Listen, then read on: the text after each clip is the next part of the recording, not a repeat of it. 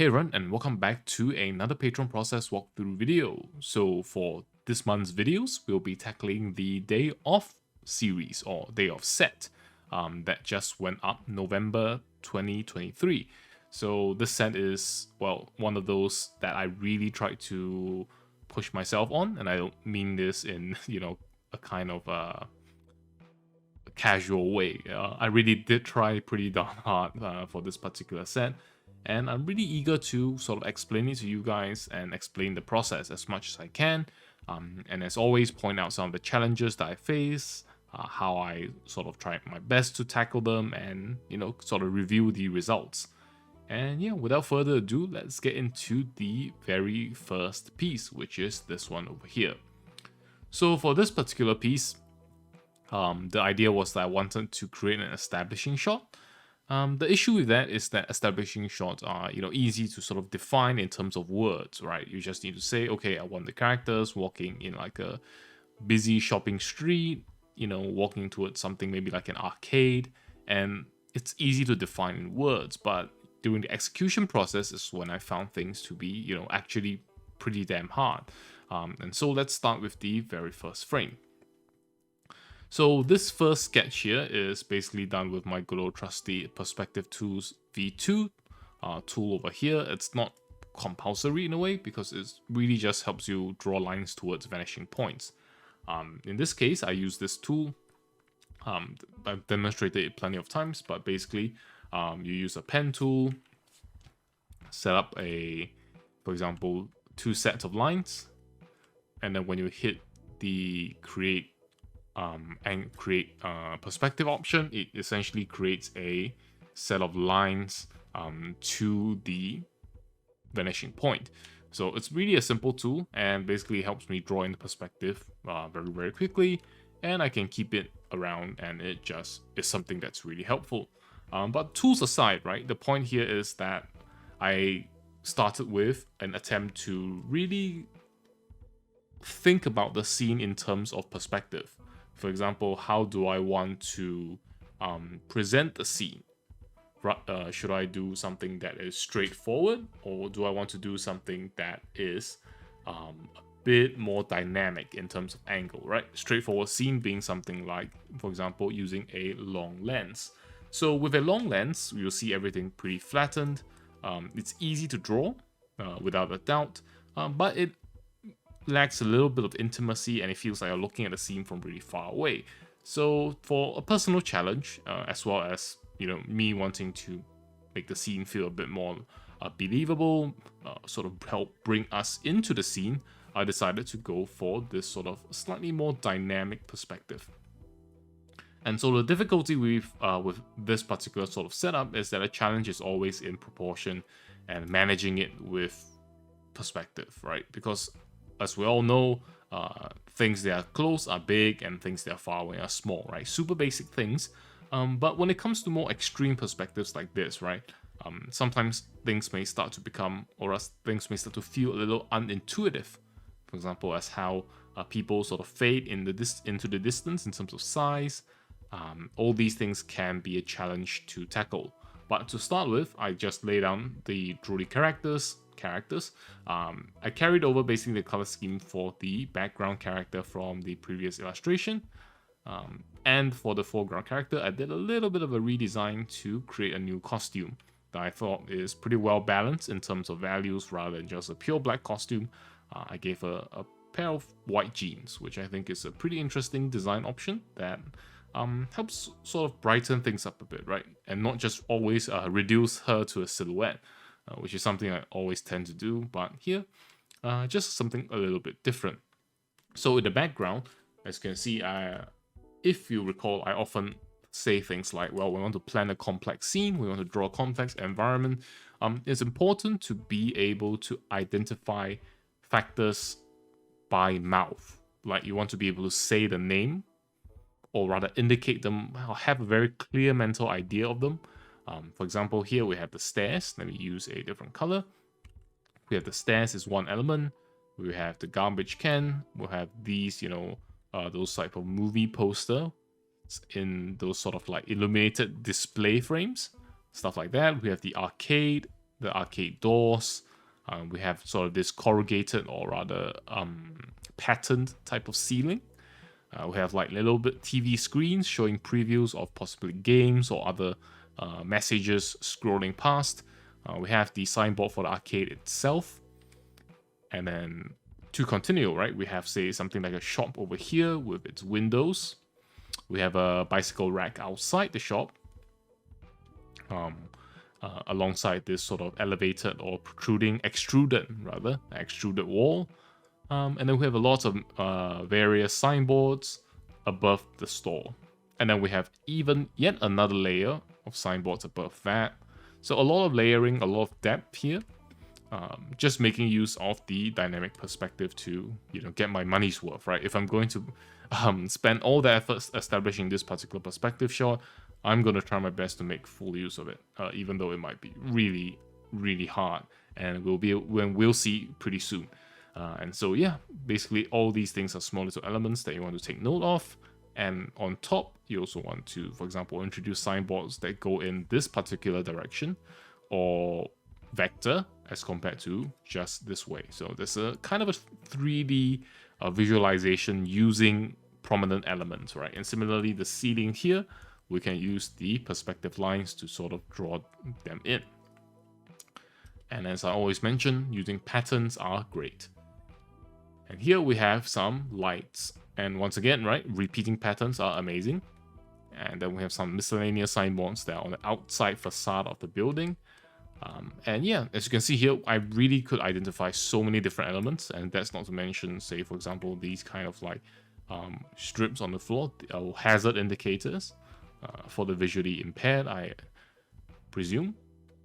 And these are all things that I really just pick up from references, so do excuse me if I do not, understand their exact purpose always, right? But generally speaking, sometimes, the visuals of some of the elements, especially when they are minor, the idea is just to capture them, best as you can. And then next we have something like a drain cover here. We have a traffic cone. Maybe there's a section of road nearby that is on maintenance, so you have to be careful as a pedestrian. We have a foreground railing. We have the curb and the gutters. And then we have sort of like the single white line or double line or what have you here, right?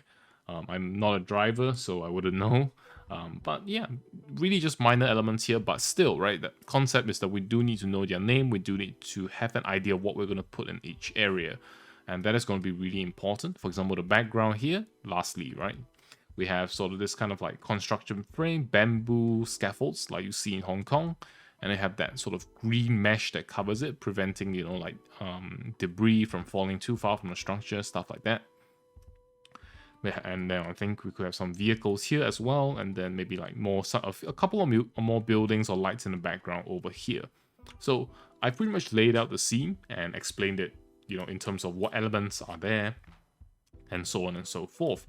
So this is really the amount of planning that goes into this, right? I think this particular sketch took me a day or so to complete, and throughout this process there was a lot of kind of like negotiating with myself. Like, okay, so should this area look like this? Does this area need to be bigger? Does it need to be smaller? What about perspective? So a lot of things like that went into this. And honestly, this is definitely one of the most detailed drawings I have ever done, and it didn't really feel that way, surprisingly. Most of the effort actually went into correcting the perspective and trying to get everything to look exactly the way I wanted it. So interesting, pretty interesting in its own right. So after this stage, immediately, right, the concern goes straight from, okay, I have the idea of what the scene I want to draw looks like. How do we proceed from there? And so the next step is, for me, lighting. So lighting is pretty important because well, of course, right, lighting is pretty important. But for this particular piece, lighting is especially important because of the characters and their relationship with the backdrop or with the setting. So with most of my illustrations, right, which are character-centric, or even some of those which are setting or environment-centric, most of the time the colors are pretty subdued. They're easy to place, right? For example, we could just place the red and green, very contrasting colors, very bright elements, straight behind the character, right behind the character, draw the attention to them, and then call it a day, right? It's an effective technique.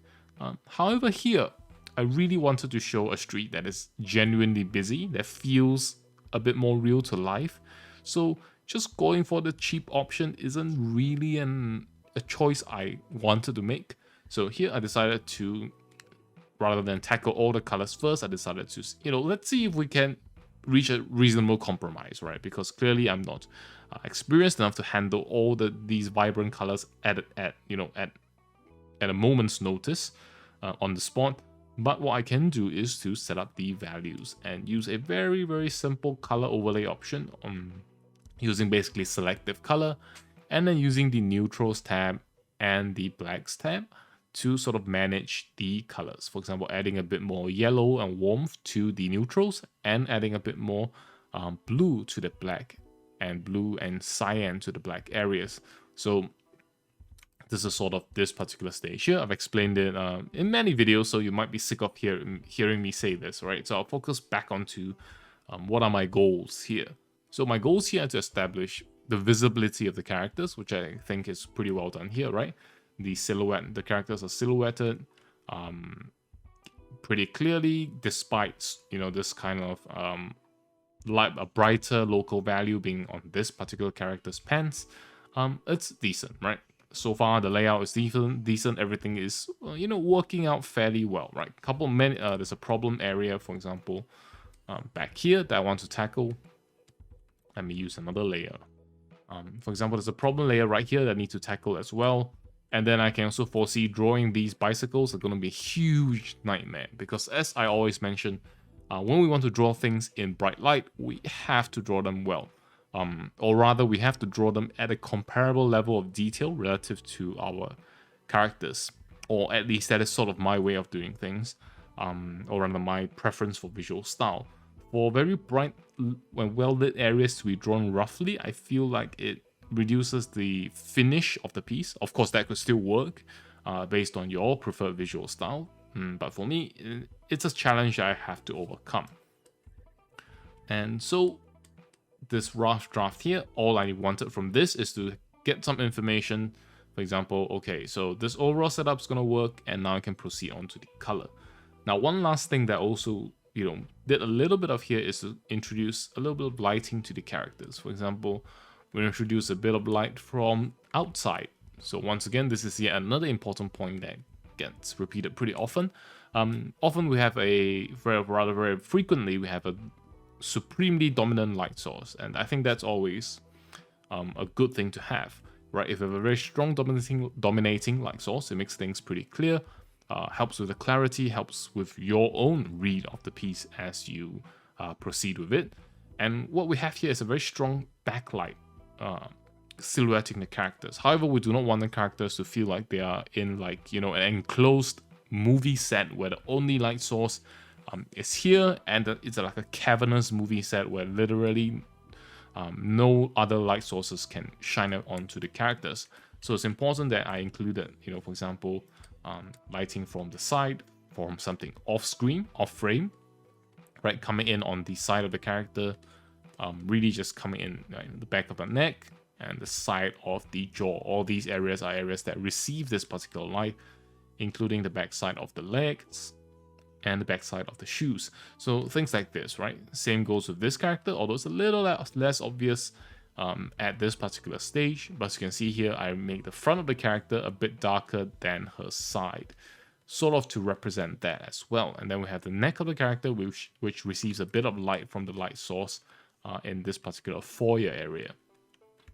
And so this is really just a preview stage where you sort of lay out where the light source is going to come in, really rough things out. And a fair disclaimer here, right? Normally I try to explain things at a beginner to intermediate level so everyone can follow along. But for this particular piece, it's really, really complex. And of course, to really good artists, that is going to be like, what's this guy saying, right? It's not that hard. In fact, he didn't even draw it that well, which is fair enough. But for audiences or artists who are still learning, this might be a really complex piece to tackle. And so I do want you to keep in mind that some of these tips can take some time and take quite a lot of practice to fully understand and master before you're able to really use them for your own purposes. So just a fair warning out there, that this might not be the easiest process walkthrough to follow, and there might be a lot of questions like, how do you determine stuff like this? What about this? Like, I will try to cover things as much as possible, but I'll try to also keep focused to my sort of what I learned and what challenges I faced in this particular piece. So lastly, for this particular stage, one thing I do also want to mention is notice how messy everything is. Like, look at this railing, looks absolutely terrible. Look at this, really terrible. Look at the people, the crowd, completely unserviceable, and the signboards are terrible as well, right? And it's kind of like a process of, it's a two-part process, right? In one part, you're just roughing things in to try and get an idea of how things are gonna work. That's part one, right? And part two is you really just, how do I put it? You really might not have the confidence to jump in with the exact shapes you want straight away. For example, while I know that in my plan, this particular signboard has a straight top edge, right? Which is a simple thing. But here, my reason for keeping it sort of jagged is, one, it's a really big piece. There's a lot of things to do. And so I do not want to spend too much time making small, deliberations here and there and delay the entire process. But also, right, I'm not quite confident that this needs exactly to be a straight edge. For example, I might want to introduce elements like, damage here, scratches here, or maybe like wear and tear or cables hanging over, all sorts of things like that. They might be in the future for this particular area. So, to not seal it in, to not seal it in, is kind of half an option and half, out of lack of choice. So, just to explain sort of the roughness to you guys, and really it's something that can be very daunting to tackle. Like, you look at this scene and it's like, I do not know at this point how I actually managed to clean it all up to reach this particular stage. I really tried. A lot of effort went into it and a lot of things have been learned. So let's move on to the next stage. So next is where the color jumps in, and this is where things get really difficult for me. On one hand, it's really nice to introduce the color and see them generally work out pretty well, and I'm very happy with that. Very lucky in a way that the colors worked out pretty decently on my early attempts here. So the concept here is simple, right? I want a generally warm sort of lighting setup in this entire foyer area. So let me use a obvious color. So for this entire foyer area, right, I wanted things to be warm. Reason being, I want the hierarchy to be intact. For example, the characters are basically striding the line between the warm area and the cool area here in green, right? They're really striding the line between these, and I want to be able to make use of, for example, the characters being in this kind of green zone, or rather the side that they're facing the camera or our point of view is in the green zone, right? So this is going to be able to create for us a nice little silhouetting effect, not just with the lighting, but also with color, right? Because this green zone is going to be cool, while the purple zone is going to be warm. So that is important, but simple, but really effective relationship that we can sort of think about pretty early on and have that in place. So as you can see here, despite the complexity that I'm revving up to in this piece, I'm still consciously trying to keep the overall relationships of various different elements, or rather the major elements here, very much in control, without losing my grasp on them. Because easily you could just have like a warm light suddenly come down from here, and then it gets confusing, and then where the cool light comes in, another warm light comes in. If you're too realistic in a way, and that is also why a lot of times photographers do edit their photos to create a much better effect, to amplify their own artistic message, because reality often really doesn't just give you everything you want. So because we're drawing, we have the option of, circumventing all that troublesome stuff and establish some basic visual color and light relationships pretty early on. And so this is really the main gist of this particular frame. So now let me explain some of the minor aspects of it.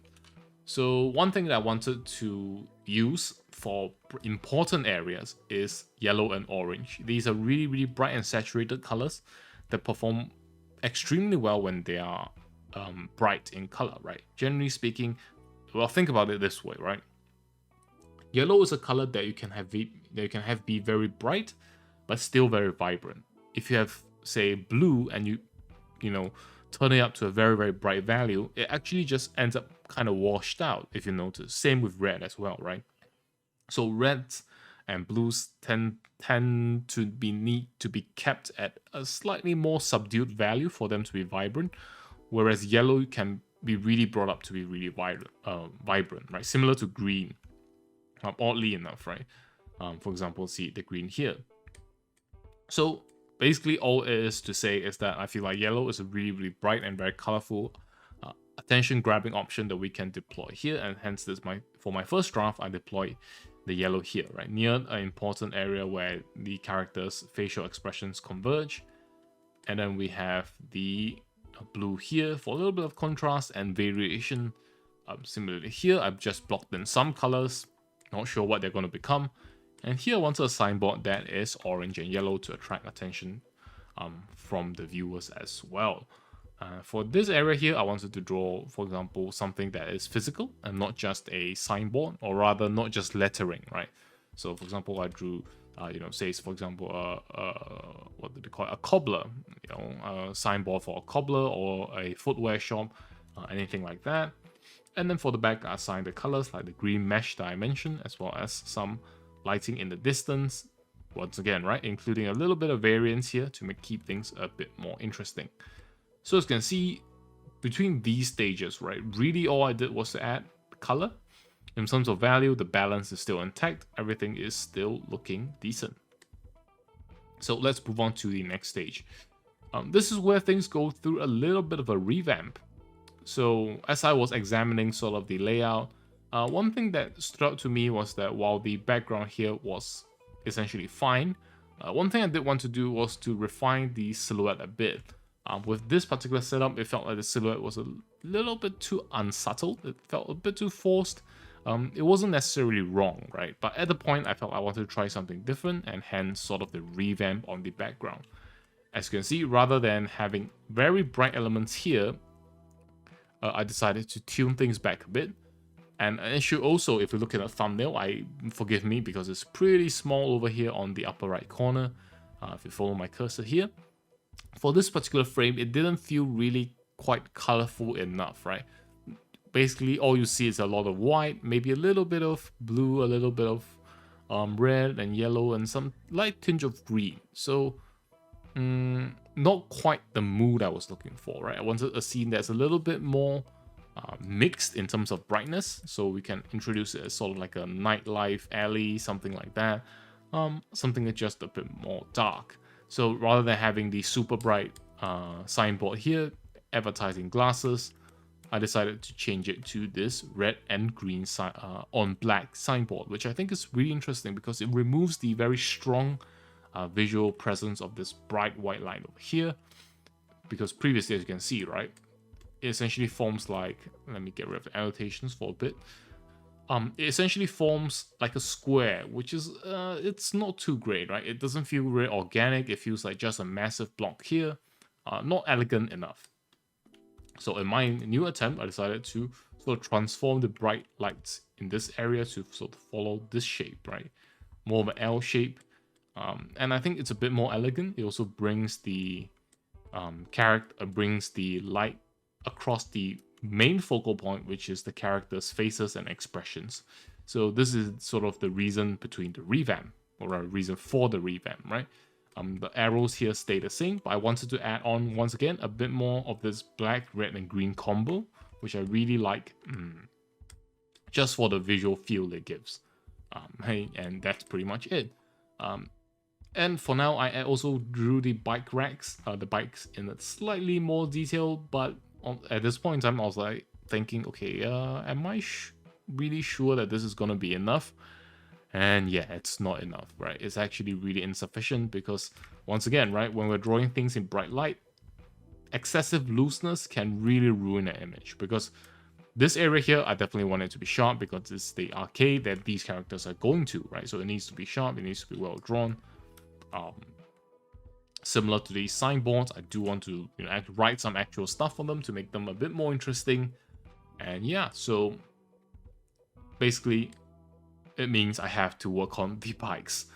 And next is where things start to get cleaned up. And look at the foreground here, where the characters get this nice little flooring, tiled floors, to introduce perspective. Once again, right, when you're drawing scenes in perspective, you really want to bring in patterns and then apply them, or rather apply the perspective to these patterns as much as you can to really help seal in exactly what you're looking at. I know this can be sort of difficult a lot of the time because it's a chore to do. Like, no one likes to jump away from the painting to draw grids, figure out floor tiles, and then come back in and fit them around. It's a bit of a hassle, to be honest. But it's a process, or rather it's a step that really needs to be done. As you can see, before and after this floor grid was introduced, there's been a pretty big difference, right? Prior to this, the perspective looks kind of wonky. The overall picture remains the same, as you can see, but the perspective feels really kind of wonky. It feels like this area is in the same perspective as this, and has the same perspective as this. And that means that the scale difference, doesn't make sense. That's not great at all. But when we introduce the grids, as we should, right, refocus on the eye level, and introduce additional visual markers like these fences, I think it really adds a strong indication, a strong visual indication where things are and what the exact perspective is. And that also extends to elements like the walls here. And if you were wondering, how did you draw these tiles? Do you use 3D software? Like, I wish I could, but I have to learn that sometime eventually. But for now, absolutely not. All I did was to draw a grid, duplicate it. Excuse me. Duplicate it, and then, yep, just draw grids like this. Finish the entire grid, transform, distort, use my perspective grid, and then line them up like this. So yeah, pretty painstaking, right? I did it separately for this. So at least 5 grids that I've already counted, and then this 6th grid and this 7th grid. And yeah, it's a pain. It's really a pain. But it's also worth it, right? Because with these sort of scenes where you really want to draw in the detail, you have to tackle stuff like tiles because they are just there. And I'm pretty certain that maybe one day I'll find a better solution or way to balance things. Maybe the composition is the thing that needs a bit more tweaking, so the details become a bit more manageable. But either way, right, these are some of the elements that I found necessary in my particular attempt of this scene, and so there they are. And for the bikes, I'll save the giant explanation of how they were made, but basically I drew a side silhouette of a bike. Recall my tile drawing demonstration a minute ago, right? Basically I drew a bike, of course with a bit more rigor. I drew a frame of a bike, really. The basic frame of a bike, something like that. Right, something really simple. Yeah, something like this, excuse me. Yeah, something like this, right? Something really simple, and then I just, once again, distort, expand it according to the grid, and then put it here. Yep. And then I duplicated it, fit it to the next row perspective, the next row perspective, the next row perspective, and repeated it for 10 times. So yeah, not very efficient, but necessary. As you can see here, compared to this, complete utter mess with no indication of perspective, absolutely unusable in a final illustration. To this, it's like, hey, that looks pretty good. At least they look like bikes, and they're in place. They're in the correct proportion. They're decently drawn. A breath of relief. And yeah. And for the signboards, really, I just used a couple of fonts, like Hong Kong fonts, I believe, was sort of the search term that I use on the font sites. These are like royalty-free fonts that I just used. Basically, this is just a lot of effort to draw them.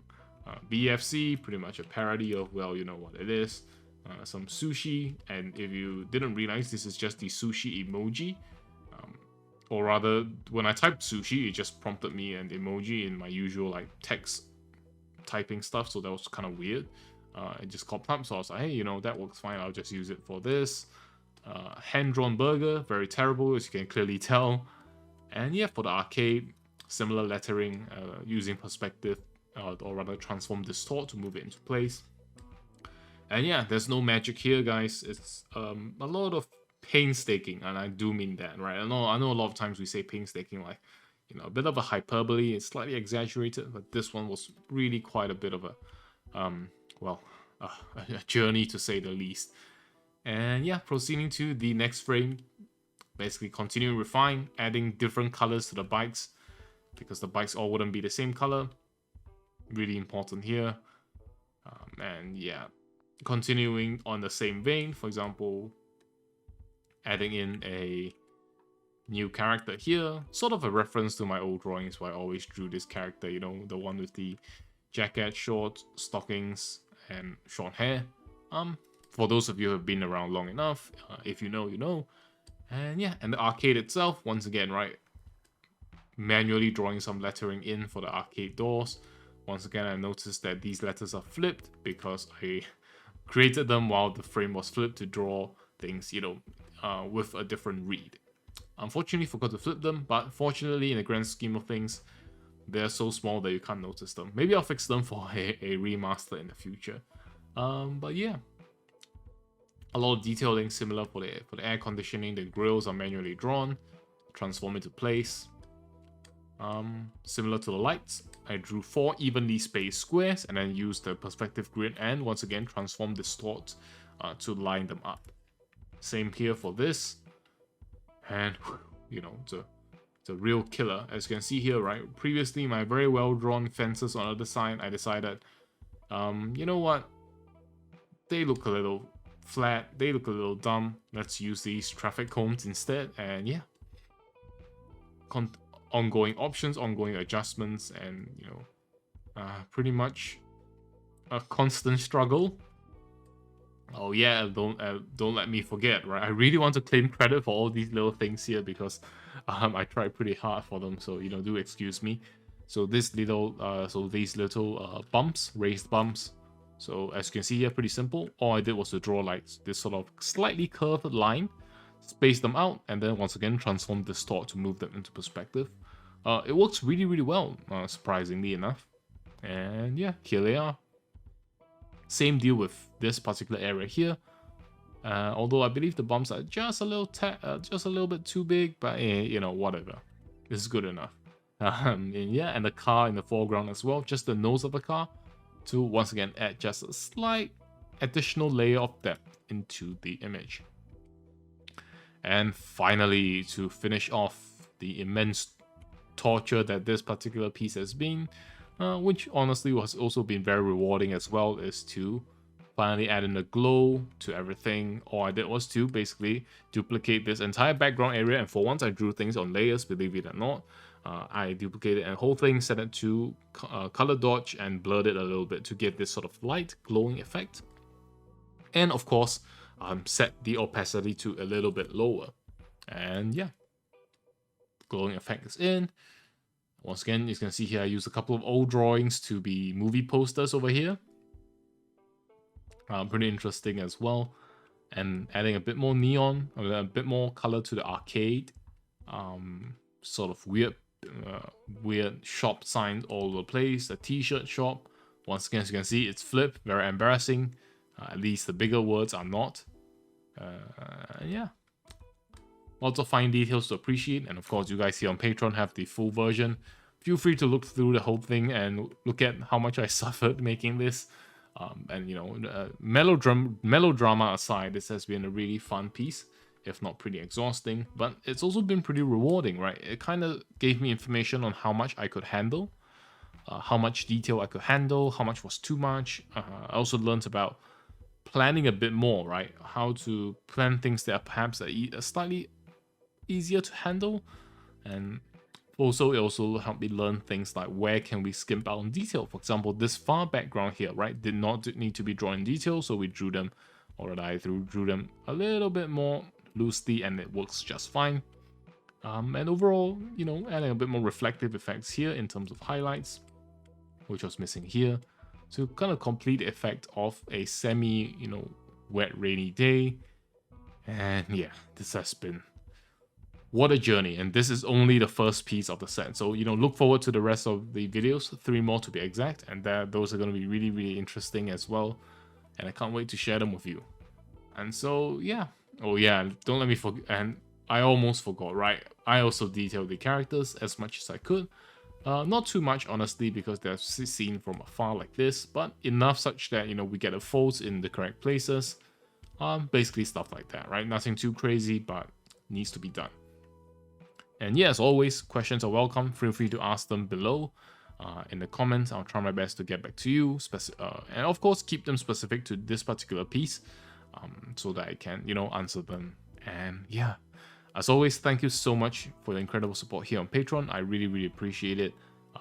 You know, last month hasn't been too great. I'll spare you the details, but you know, your support here has really genuinely been like a quite a literal pillar of support mentally for me as well. So yeah, things are much better now, and I'm looking forward to the next set already. But you know, before we do all that, feel free to check out the next process walkthrough video in the set. So 3 more to go, and I'll see you over there.